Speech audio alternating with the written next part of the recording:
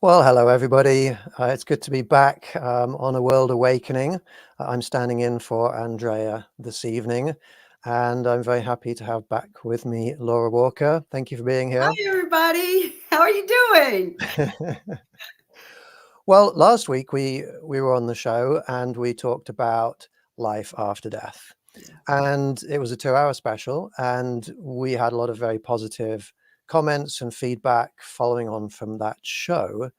But there was a lot that we wanted to talk about that we didn't have time to talk about. And so we've come back again this week to talk about something that is very closely related but slightly different, and that is life before life. Where do we come from? What happened to get us to where we are here today? Now, we could spend a month on this subject, but we're going to try and squeeze it into just an hour. I would like to start off by thanking the people who are watching this show. I see Jonathan is there already, and Diana, and Andrea is in the comment section also. Thank you very much, all of you, for being here.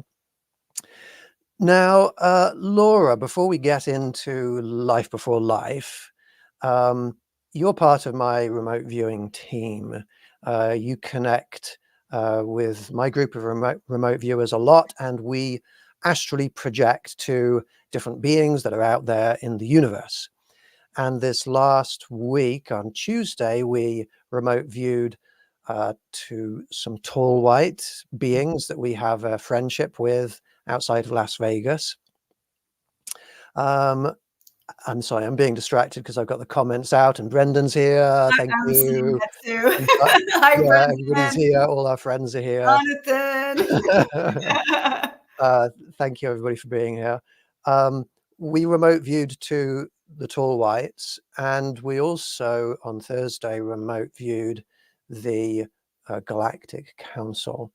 Would you like to give us a summary of your experiences and maybe the group's experiences on Tuesday when we remote viewed? We astrally projected to tall whites and we connected with them. Yes, absolutely. The group got together. It was a small group. We got together, and of course, we didn't talk to one another. We don't get an opportunity to really speak. We horn in, we listen to what Rupert's going to do, and then we just start into the meditation. And this was different because we were actually going to the desert in Nevada, I believe. Nevada, correct? Yes. And so it was different for me because I've never been in a place like that before. And as we were doing this, I could sense everyone around me. This is my experience. I could just sense everyone around me, and their energy was very high because I believe we were very excited to try to meet and greet these beautiful beings. And when we got through the process of astro projecting, I could sense immediately they were there. But I was seeing this like orb light come in, and it was on the outside of it, like plasma, as you would call it, moving around it. And I now understand that that was one of that is another form, or how they come. They don't always appear the way I saw it that evening. To make a long story short, with what we did, I perceived 4 tall whites that approached us. And one in particular was so willing to communicate, wanting to initiate further communication by actually showing his feature. And so you asked a series of questions. We did not know anything about these questions, and you had us do what is called Automatic writing. thank you for helping me. Automatic writing. And this is like the 3rd or 4th time I've ever done it, and this was intense for me this time. as I'm writing, you ask a question and name it. What would it look like? So forth. And as I'm writing, you talked about the mountains, that they seem to be in the mountains where they reside. What does their area look like where they live? Is there a ship there? And I kept drawing, like scribble. My hand was just doing like this. My hand was just constantly going. And I found too that I can open up my eyes, look at my paper, do what I got to do, and I'm still in that state. I have no problem keeping that state, that meditated state. And I would open up my eyes and see, like, I would make these triangles on top of a triangle thing. I was doing that constantly, but I kept doing that with the paper. Slide the paper away from me. The papers were going all in the floor away from me. And I just kept doing it. And then I heard in my mind, pick up that phone. And I grabbed my phone, and I use my Note 10 Plus phone. The notes files is what I use to do a lot of my artwork. I find it very simple and it's easy for me to do. And immediately my favorite screen popped up. And this was the fastest. I've never drawn anything this quickly. And I'm intensely drawing this. And what came out the most prominent for me, intense-wise, was the hair and the eyes. Now, afterwards, he was like, hurry, hurry, hurry. That's what I kept hearing. Hurry, hurry, hurry. You need to hurry. And I immediately submitted it to you. And I've never done that before either. I apologize, but I immediately submitted it to you. And when you showed the picture, others saw that guy. Yeah.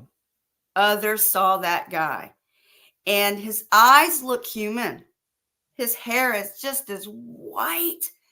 And I didn't get the skin. So the picture does not show the skin because, again, I was limited with time. So I'm kind of like try to be perfection with that. I said last week that when I do drawings, I'm told right off the bat, hey, you're not. Nope. You will not submit. Nope. That's not what I look like. I don't like it. I'll have to ask, help me do it. And they actually, the beings, whomever is around who I'm working with, helps me do the drawing. But the skin of this being is egg white, like with gray. It's just that light or white with kind of a gray color. But it was amazing. I mean, all the same thing, It was amazing.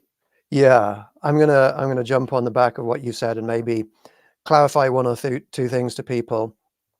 When Laura says we don't talk to each other, that sounds very unsociable.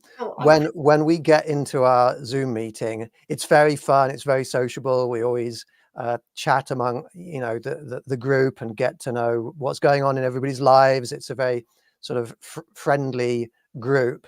But then when we start doing the astral projection, then there's no verbal communication. And that's important because when you're astrally projecting somewhere in a group and remote viewing what's there and you're not discussing it and everybody's having different perceptions, then after we finish, and again, we start talking to each other to share what it was that we experienced, then if people experience the same thing, then that's a very strong verification. And if a few people experience the same thing, then that's proof that what people were perceiving was a genuine perception, was a genuine psychic perception, that they were actually there perceiving that thing. And that's what happened on Tuesday. People were perceiving the same tall white beings, human-like features, with long white hair, human eyes, and eggshell white skin. Yes. So it was very cool. Yes. And then on Thursday, we astrally projected and remote viewed to the Galactic Council. And again, some people were seeing a being. A few people saw a being that we weren't expecting to see. Would you like to explain that being?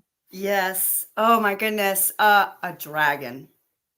a dragon. I'm not kidding. This is real. It's real. This dragon, amongst so much happened during this meeting, during this encounter, was upright, standing up on two legs, like human-like looking kind of body, but the entire head was dragon. I can't explain it any other way. That is the immediate impression that I received. And others described the same being that they saw.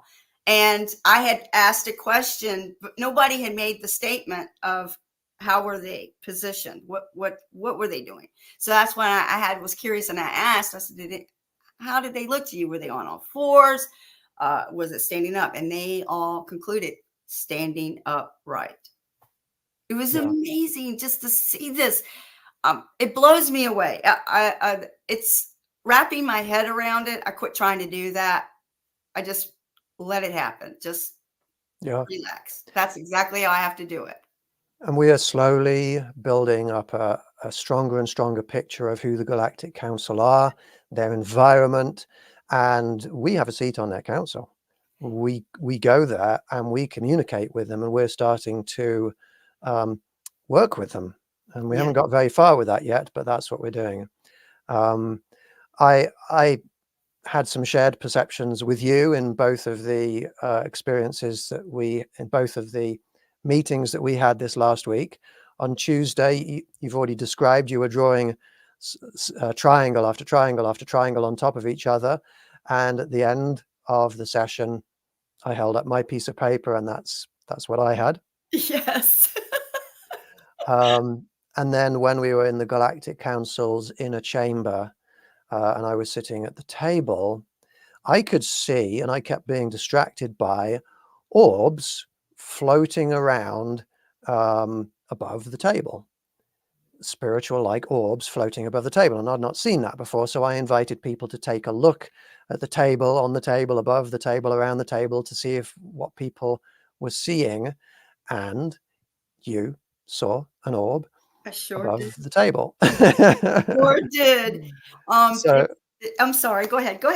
So that sort of thing is very cool because it's verification. Yes. You asked, look at the table, see if you see anything on the table. And what I saw on the table was a triangular like device like that, but it was floating, and it was kind of clear on the outside of it. It was metallic, like liquidy metal on the bottom base of it. Liquidy, like you could see the metal moving. That's the only way I can describe it. In the center of it was a orb, a purple orb, and it was moving around. And then I drew another device. It looked like a wandish, looked like an instrument. And those two were connected, those two. But I also heard two words, instruction and information. That was a part of that device on that table. But it was incredible. I mean, it had like a purplish, and it was just moving around inside this thing.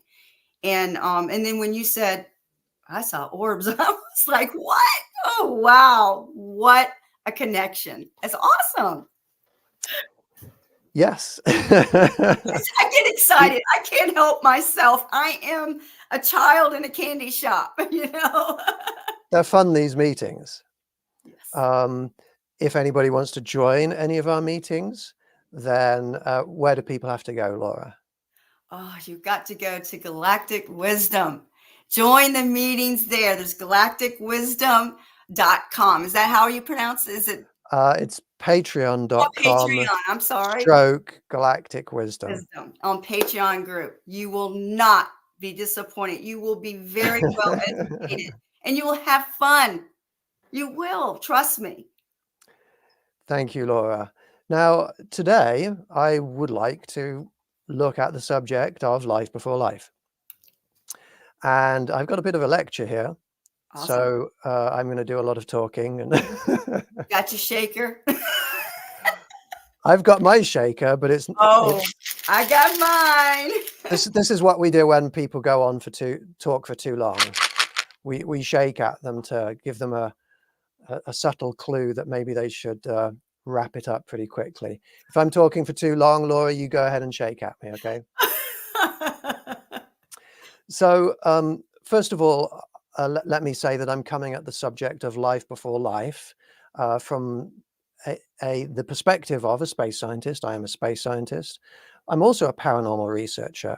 I'm also a spiritual advisor. I've been researching all aspects of reality, both scientific and extra normal or paranormal, my entire life. So I come at things from a logical perspective rather than a belief-based perspective. And as I said, last time we looked at life after death. Now, if anybody's interested in recapping on life after death or looking at the life after death recording, you can either join KGRA and look at the files there, or you can go to A World Awakening, watch the YouTube video of the A World Awakening show from last week. Today we're going to look at life before life. Now, in a similar way that last week's show was controversial, in that we are talking about things that people have very strong and differing opinions about, the same is true today. So I would like to, in advance, let people know that my intention here is not to offend people. I apologize if I am causing offense or upsetting people. That's certainly not my intention. I do try to be, and I will try to be, respectful of everybody's different beliefs. But at the same time, the truth is important. You know, people used to believe, like the whole planet of people used to believe, that the Earth was the center of the universe and that the sun rotated around the Earth. And if you said anything contrary to that, you could be killed, declared a heretic and killed in very nasty ways. And those people back then, we're the same species as them. We have the same faults and flaws and abilities to be drawn into accepting things as being true without logical proof. And so I'm going to ask everybody to open up yourselves to the possibilities that maybe some of the things that I'm saying might actually have some validity, even if they're different from anybody's beliefs. So life after death, I'm just going to do a quick recap of where we got to, because some of the things that we discussed then last week might help us to understand things that I'm talking about this week. First of all, last week we did conclude that yes, there is life after death. There is a lot of very strong evidence for life after death, and I'm not going to go through it all again today, but so much evidence that it constitutes proof that when we die, when our biological bodies die, then our consciousnesses do continue. The interdimensional forces that connect our spiritual bodies to our biological bodies weaken to the extent that our spirits are freed to move fully out into extra-dimensional spaces. And our consciousnesses can remain conscious because they remain housed in the complex structures of our spiritual brains. A consciousness can't just reside magically in no structure, in nothingness, any more than your computer can operate without a physical computer being there. It's not magic.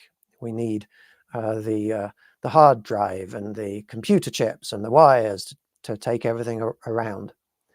And when we die, our spirits are then greeted by deceased family members and friends in the spirit realm and taken to areas of the spirit realm where they reside. Last week, we looked at what a spirit's made out of, and just quickly recapping, well, in three-dimensional space, there's matter. Everything around me is made out of matter, including this pen I'm holding and my hair and everything else that you see around me and everything in your room. There is, of course, energy also, and energy and matter have an equivalence, E equals mc squared. We're used to the idea of matter being around us. What a lot of us are not used to the idea of is that in extra-dimensional space, there is also a substance. And that substance is called core ether. And it is this core ether that our spirits are made out of. And there is a interdimensional force that holds our spiritual bodies to our biological bodies, which is why we generally stay together through the courses of our lives. It's also how healing works. We can explain a lot of things when we start talking about core ether and the spiritual energy that it holds. And you've seen core ether, haven't you? Oh my gosh, yes. It's beautiful. It's amazing. It's pink and like purple. It's cloud-like, but it's thicker than a cloud. But yet you can, when we do our remote viewing, you can go right through it, just like right through it, and it moves with you when you go through it. It's amazing. I really hope that everyone has an opportunity to see something like that. Try, do through their meditation. They would look at it and go, wow, literally. Yeah. So meditate, astrally project, and remote view, and everybody here can see spiritual stuff. Now, I did ask last week the question, where do spirits come from? And I answered it last week. And I'm going to talk about it again now because it helps to do this as a quick recap also before we talk about life before life. And one very important observation that helps us to determine where spirits come from is that spirits almost always match the biological bodies that they came from. So when we see the spirits of dogs, for example, they look like dogs. And I've had my dog Gemma visit me many times in the night, and I see her and connect with her. But she looks like a dog. She doesn't look like a human person spirit that was once reincarnated into that dog biological body. No, she's a dog. She was a dog spirit. She is a dog spirit. When we see the spirits of babies, they look like babies. They don't look like the adult spirits of people, humans who were once reincarnated into the babies. They look like spirit babies. Physical imperfections that existed when a person was alive are very often seen and felt when mediums and psychics and even regular people see the spirits or the ghosts of those people. This evidence strongly suggests, along with a lot of other evidence that I talked about last week, it suggests that spirits grow with the biological bodies. As the biological bodies grow, the spiritual bodies grow. As the molecules come together and clump into each other, and the DNA forms and the organelles form and the cells and tissues grow, so too does the spiritual matter, the core ether around them, thus building up an nearly identical copy of our biological bodies, but spiritual. And that copying process happens also with the brain and the structure of the brain. And that is how, when our biological bodies die, our consciousnesses can continue, because that complex structure of the spiritual brain remains, housing all of our memories, our character, our abilities, our skills, our emotions, our hopes and our desires. So that's a little sort of summary of where spirits came from, where our spirits come from, where most spirits come from. I'm going to say almost all spirits. Do you have anything to add or comment upon in anything I've said there, Laura?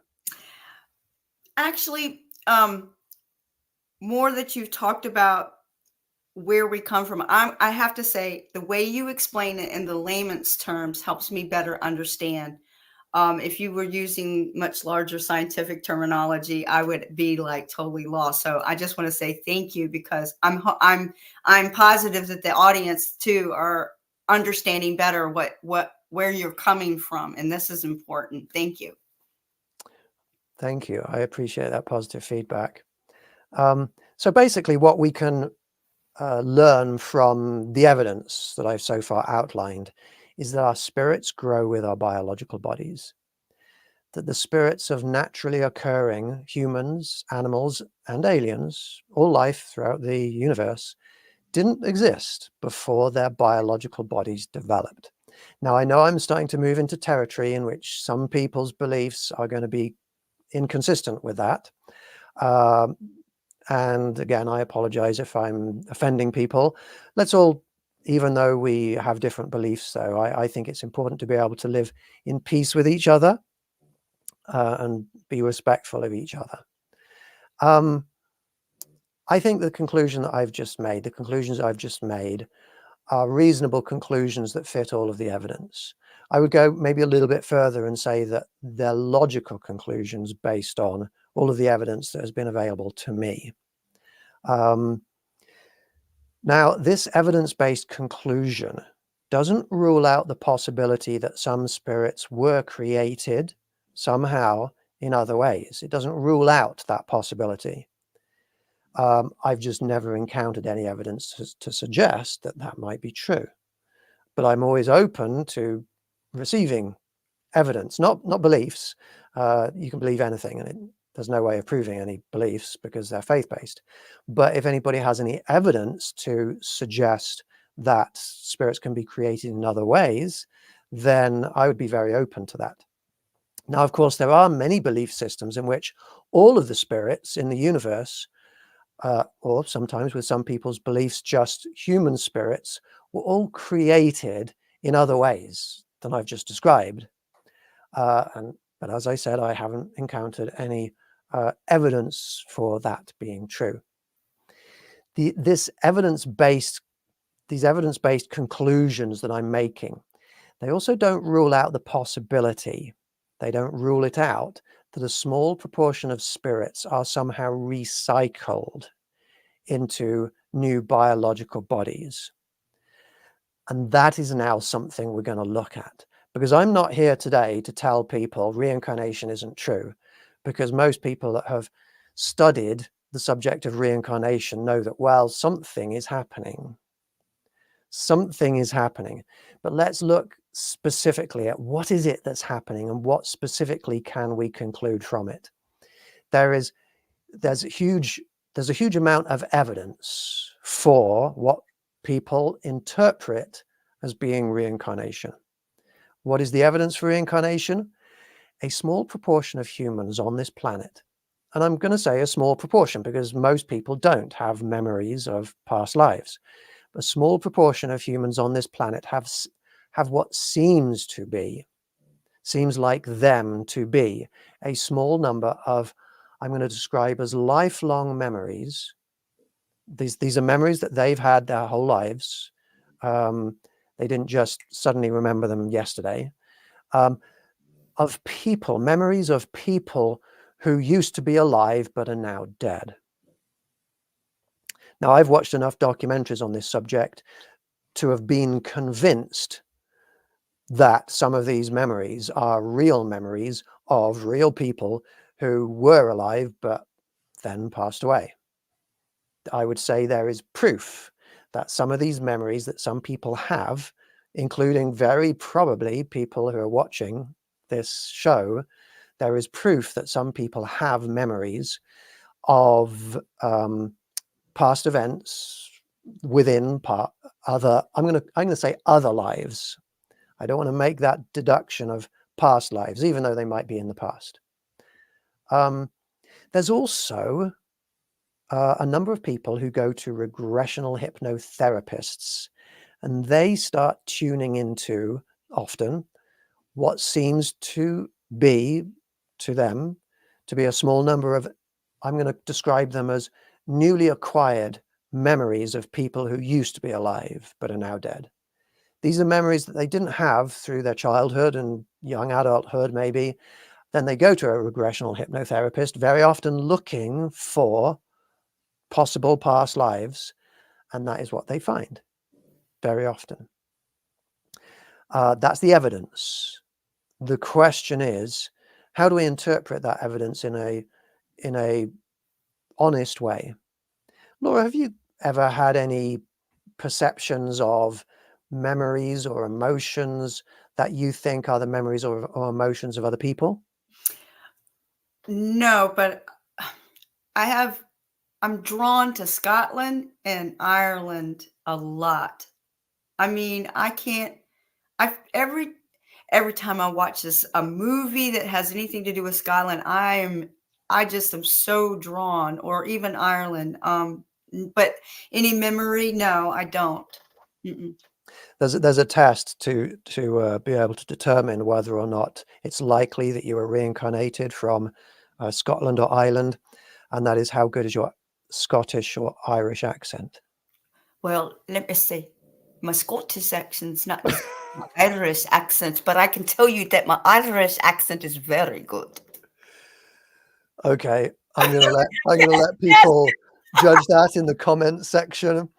I am going to not make any comments on that myself because I'm biased coming from the UK.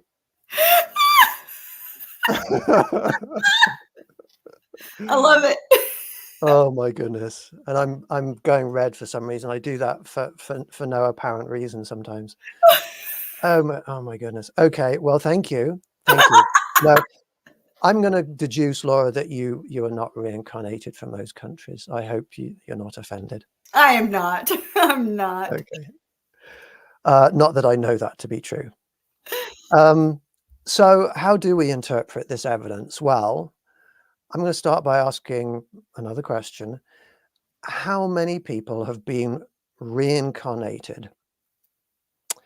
The fact that only a tiny fraction of the population have a small number of memories of people who used to be alive can be taken as evidence, not proof, but evidence that a tiny fraction of the population have been reincarnated.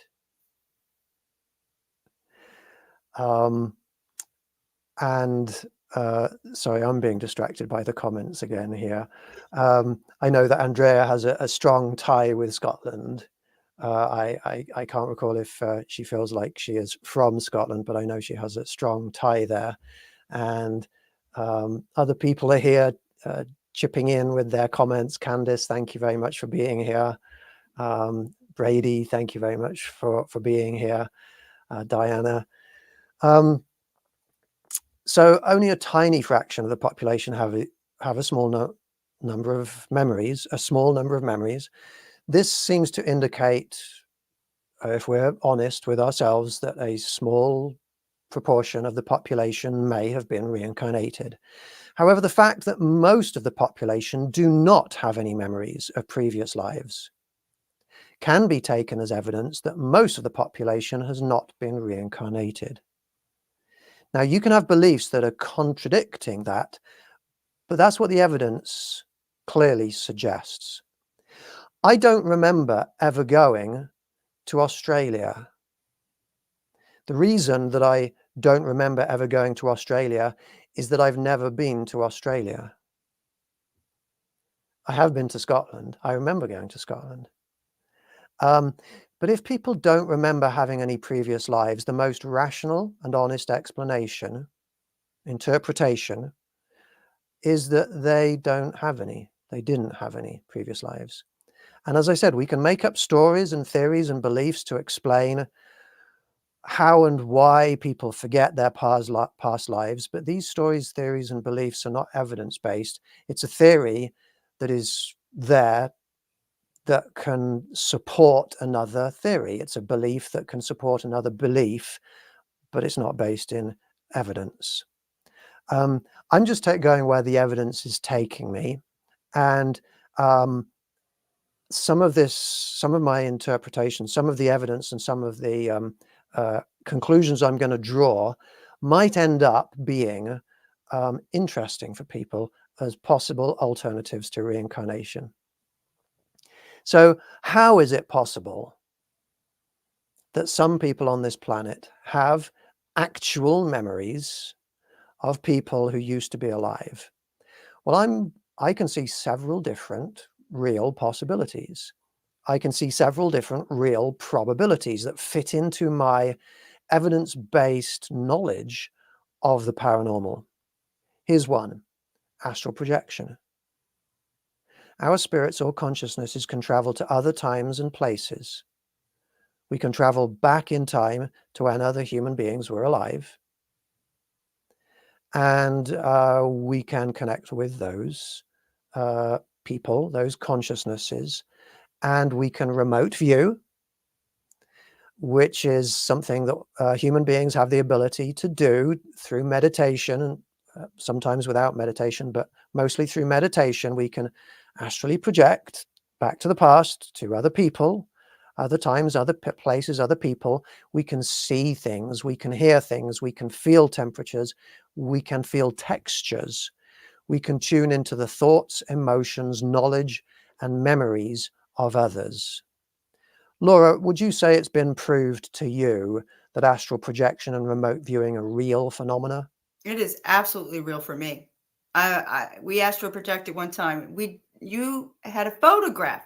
We were doing a photograph. Now, listen, guys, this is great. This may sound crazy. And you didn't know what the photograph was? Had no idea. You would not show us what that photograph was. So you're focusing on the photograph, and then you had us do the remote view. We're astral projecting, we draw. And I kept feeling like majestic and awe was what I would feel. And then I would feel concrete, and it was white, and I could feel the roughness of the concrete. And what in the world did you ended up showing with this particular picture was inside a very beautiful building, I believe in London. And also I had stairs. I drew stairs, and these two stairs were circular going up, and the entire scene was majestic, and it was concrete, literally white concrete. I mean, another time you did one. That was Buckingham Palace, that one. That was Buckingham Palace. And Wow. what you just described is exactly what's in Buckingham Palace in the photo that I had. Never been. Well, guess what, guys? I've been to the Buckingham You have been to Buckingham Palace. I sure have. And another picture you didn't show us. You just focused on the picture, and we did the remote viewing. And I ended up drawing what looked like two mounds kind of over like this, but they were gathered. It felt like it was gathering close, very warm, but there was a ship I see in the background. And then there was other little mounds in the background like this, and big, like a big square, very cold. I kept feeling abruptly cold. And then by the time it was completed, the picture was completed, it was it looked identical to the photograph you showed of a photographer who took a picture of a bunch of penguins in Antarctica. There was a ship in the background and a humongous square iceberg in the corner right there. So yes, sir, it's real. Yeah. Thank you, Laura. Absolutely. And this is something, you know, I remember doing my first remote viewing when I was just a teenager. I just tried it and it worked. This is something that humans have the ability to do. There is also an ability called telepathy, where it's basically a special type of remote viewing in which you're not just seeing what's there or connecting in the ways that we've just described. We can experience the thoughts, feelings, knowledge, or memories of other people. That I agree with, definitely agree with. Sometimes, Rupert, when we do astral projecting, I'm feeling other people's emotions. And I actually, yes, and sometimes I have to take a deep breath and remove myself from that, because some of the emotions are fear, a little bit of fear sometimes I'll feel, or a little bit of sadness, you know, and I don't want to feel those things. So I'm having to learn how to cut that off when we're actually doing it. And that's in the group. Not saying anything negative. No. Please don't get me wrong. Anyone, please don't get me wrong. But I can feel people. They're unsure, and I can feel that. Yeah. Awesome. Candice is telling us that she did that remote viewing, it looks like, and she was freezing for 2 days Ah! after that remote viewing of penguins. That's funny.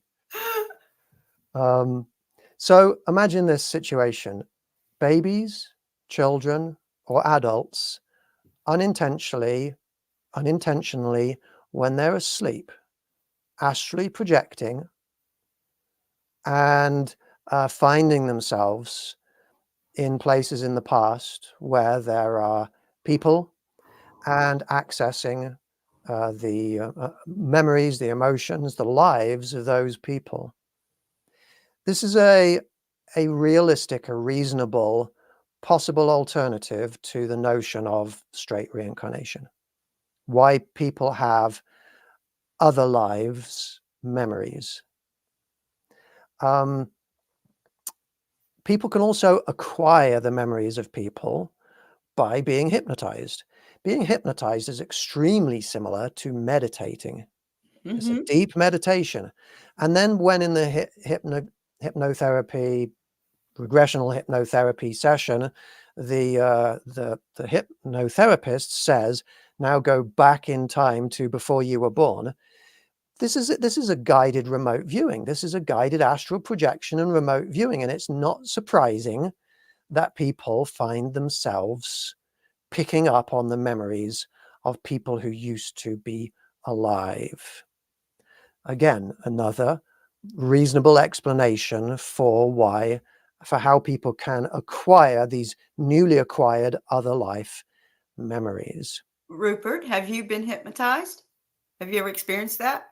No, I have not. You haven't. I have. Mm. I have been hypnotized. In the meeting, hypnosis, it was to see if I could be hypnotized, if I was that candidate for it.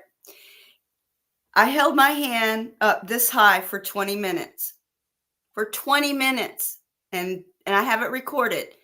And I never felt the tingling or not. I felt like when he directed me, he said that the arm of the chair is rising, and slowly the whole time as he's talking, let it rise until it reaches its top. And I went all the way and held it for 20 minutes. And then he brought my hand back down. And then at the end, he goes, do you realize you held your, I says, I knew it was up. I knew it was up, but I didn't really connect the fact that it was. But yeah, I've experienced hypnosis. That is very cool. Now we have 9 minutes left, so I'm going to get a little bit of a move on here, and I haven't had Bill sending us a message saying 5 minutes. I'm just going to try and speed up a little bit myself. There is another mechanism by which people can acquire other life memories: proximity-induced transfer of memories. Imagine as a baby or a toddler, you're lying there in your bed and you have a deceased grandmother who comes in and watches over you and takes care of you. And she hugs you and rocks you to sleep in the night, or another person from the past who likes to take care of children. For whatever reason. Maybe there are protector spirits out there that come and take care of children. And that proximity, when you get close to a being, if anybody's ever experienced sleep paralysis, you know what it's like when you get sleep paralysis and you can start to pick up on the thoughts, the feelings, the intentions of other beings around you. That's another mechanism by which you can then grow up and recall the memories of others. And if you take that to its extreme, possession. You can imagine, in the same way that sometimes adults may be possessed, that more vulnerable beings such as children or babies also get spirits coming in and possessing those children. And that can be done for a variety of different reasons. It can be it can be done with positive intentions by ancestors or people within a certain cultural or religious group who are deliberately trying to pass on ancestral memories or cultural ideals into a newly developing child. It can also be for ulterior motives by spirits that are coming in and simply wanting to experience the physical world again. You can also get surgical reincarnation. I class this as a type of reincarnation. It is where spirits, hopefully consensually, can opt to have their own spiritual brains cut apart, taken apart, bits of their memories, bits of their characters implanted, inserted into toddlers or children or babies when those babies are growing up.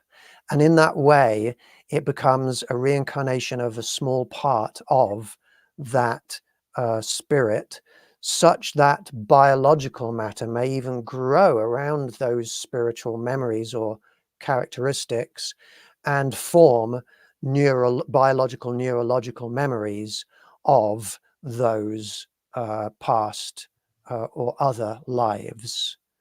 And I see evidence for that happening. I see evidence for some of the cases of real reincarnation being connected in that, happening in that way. For example, when a young boy in India, he remembers being shot in the head as a man in a previous life, and when the boy's head was shaved, there was a scar in the place where the man was shot. Wow. That's evidence for there being a transfer of actually part of the spirit. And I have also seen evidence. There seems to be an unusually high proportion of people with past memories where the person that they remember died in a horrific way. Mm. And that seems to indicate the possibility that maybe some people who die, if their spirits are no longer viable, there can be some kind of a preservation of who that person or spirit was by putting some of their spirit into a child, maybe a sibling, maybe somebody in the local community, to try and recycle and preserve some aspects of who that person was. There is a final explanation for reincarnation, which I'm going to throw in here in the last minute and ask Laura for what you think about this.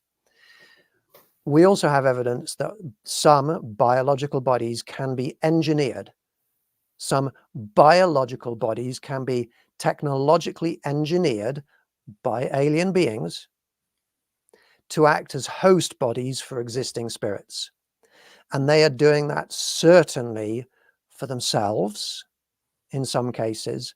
And there's also evidence to suppose that they are doing it to deduce that they are also doing it for some people. For some people. There are some people alive whom they are deliberately making hybridized bodies for, to then go through into the next generation of beings. Any comments, Laura? How about that one? Yeah, like the Lyran. That's part of alien hybridization. I'm not good with the wording, okay, so I apologize. Yeah, because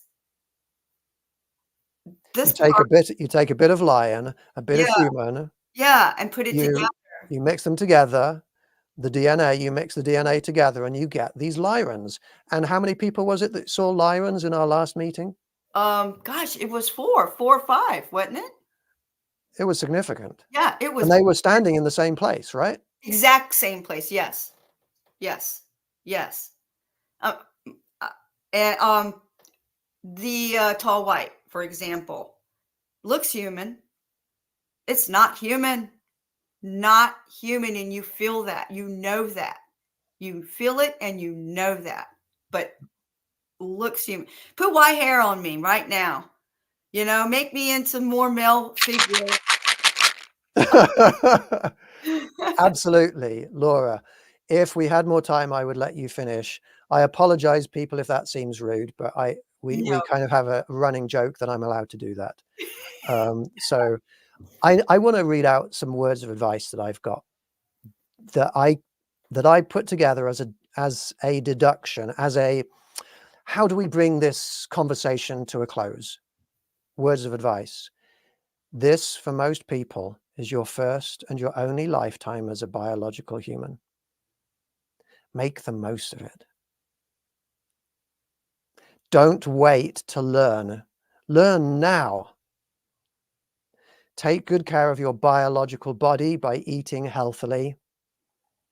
Take good care of your spiritual body by taking care of your biological body, and by meditating, by rejecting any form of darkness within you.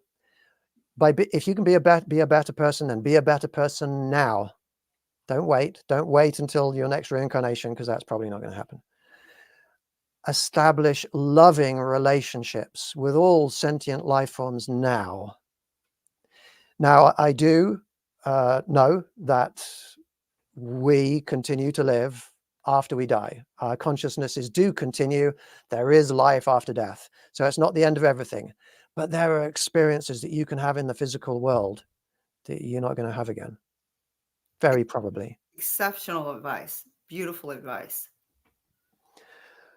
I would like to thank you, Laura, so much for being here today with me.